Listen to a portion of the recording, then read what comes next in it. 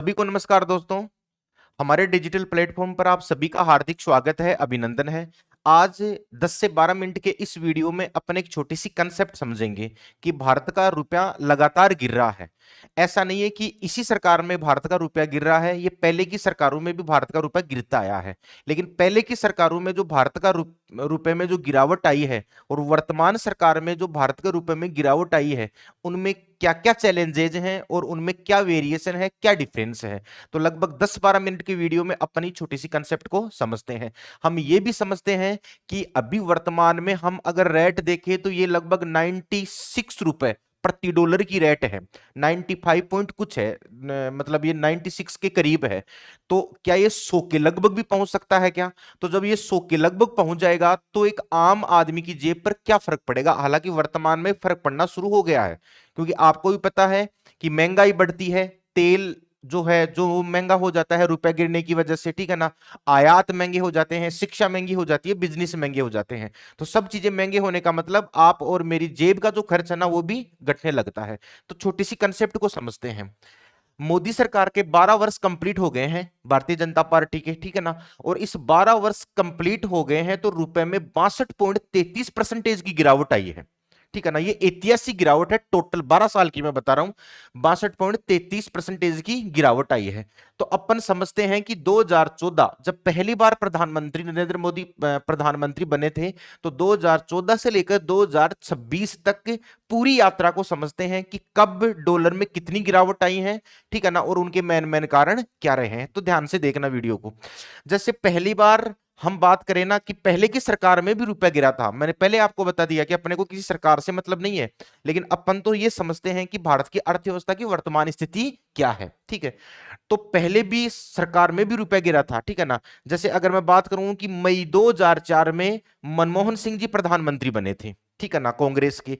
उस टाइम में 45.31 प्रति डॉलर ये रेट थी, और 10 साल ये रहे, यानी 2014 तक ये रहे। तो जब इन्होंने सीट छोड़ी और नरेंद्र मोदी जी की सरकार बनी, तब जो रेट है ना ये रह चुकी थी लगभग 60 प्रति डॉलर, यानी 31% के लगभग 2004 से 2014 तक गिरावट आई थी 10 साल में।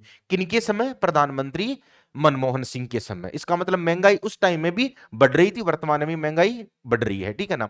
अब ये मानते हैं कि एग्जैक्ट तो लगभग 60 के लगभग है, लेकिन एग्जैक्ट हम देखें ना तो जब 2014 में पहली बार प्रधानमंत्री नरेंद्र मोदी प्रधानमंत्री बने थे, तब रेट थी कितनी? 58.94। ये पहली बार की बात है।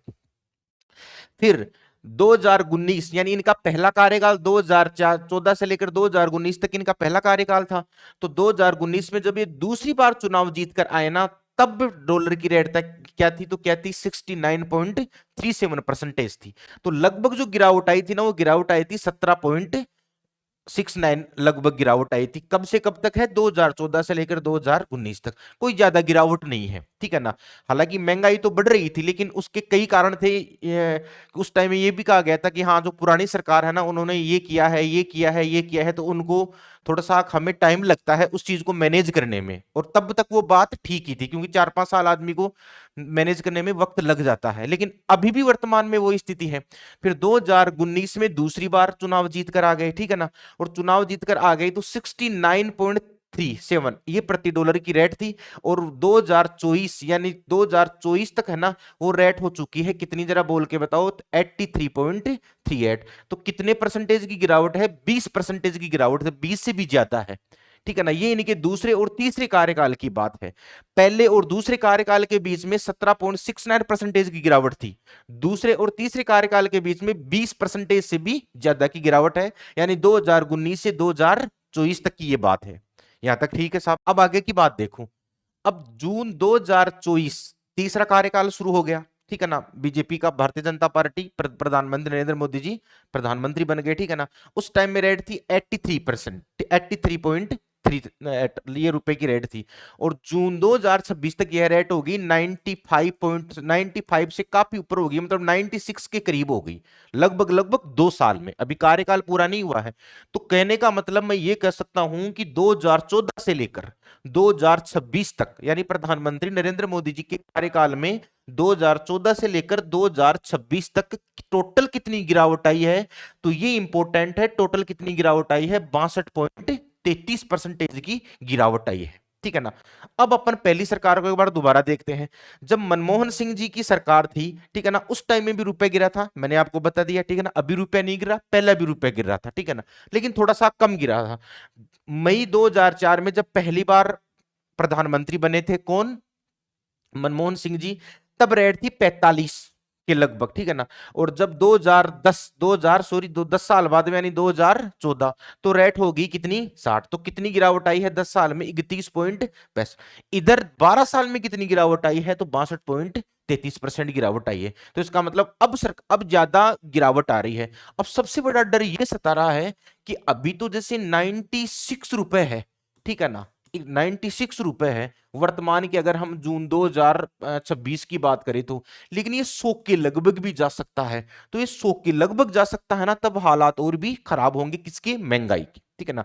रुपए गिरता है, इसका मतलब है कि महंगाई बढ़ती है। महंगाई क्यों बढ़ती है सर? सीधी सी बात है, महंगाई इसलिए बढ़ती है क्योंकि तेल महंगा हो जाता है। तो महंगाई बढ़ती है, तेल महंगा हो जाता है, मतलब आयात महंगे हो जाते हैं, विदेशी यात्राएं महंगी हो जाती हैं, और शिक्षा भी महंगी हो जाती है, ठीक है ना। इसका मतलब जेब पर भयंकर रूप से फर्क पड़ता है रुपए के गिरने से। ये अपने को, आम आदमी को समझनी है बात।